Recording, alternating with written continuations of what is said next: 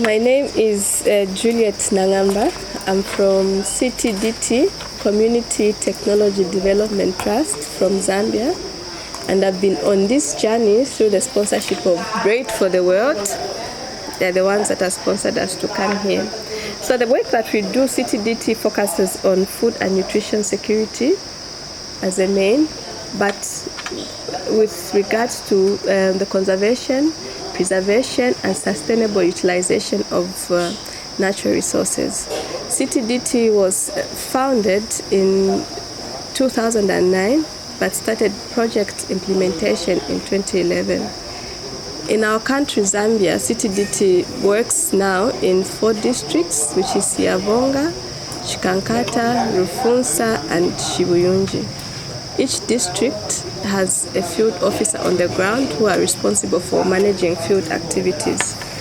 So our methodologies or our approach to work with farmers, deliberately we target 50% women farmers because women are the most marginalized and they're the custodian of natural resources. So these women come into groups, they form groups, let's say between maximum of 25 per group, and these women are trained in various activities. As at present, CTDT has reached about 7,000 farmers, both male and female. So just a brief background about Zambia. Zambia, we are like 17 million population as per last census, and we are in the southern region, and we are centrally located, if I'm not mistaken. The main activity that the country is into, or the main source of income for the country, is copper mining, seconded by agriculture. But I think there's a shift now where agriculture will probably come as a face because resources are going. Copper, I think, will one day finish and we'll only have agriculture. 80% of the farming community or people that are involved in production in the country is a small-scale farmers. And these small-scale farmers, 43% of them are women. So the women labor force is quite high in the agriculture sector, and they're the ones who are marginalized. Men, it's a bit high. It's higher for men because the agriculture sector is dominated by profit making. So men will take the upper hand in the lead where there's definitely a profit. So what have we done as CTDT? Our main focuses are on climate change.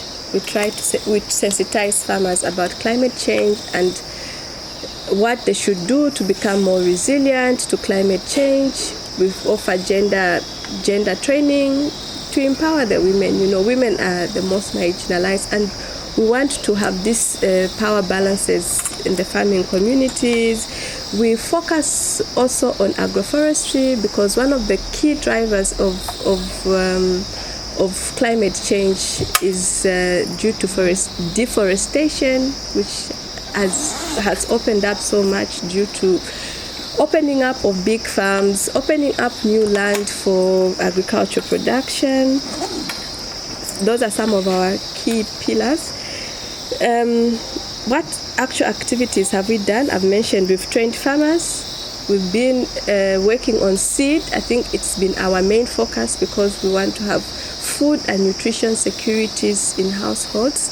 There's a very high level of malnutrition in the country. I think maybe it's now at 47%, if I'm not mistaken. My colleagues can correct me.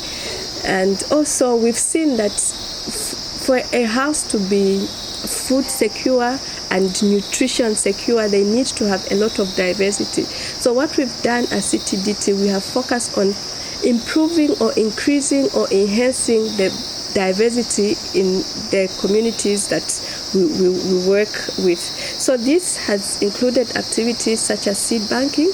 We've trained farmers on seed banking, where farmers know the importance of having a community seed bank or a household seed bank, why they should save their own seed and why they should use their own seed. We have gone into activities such as seed repatriation.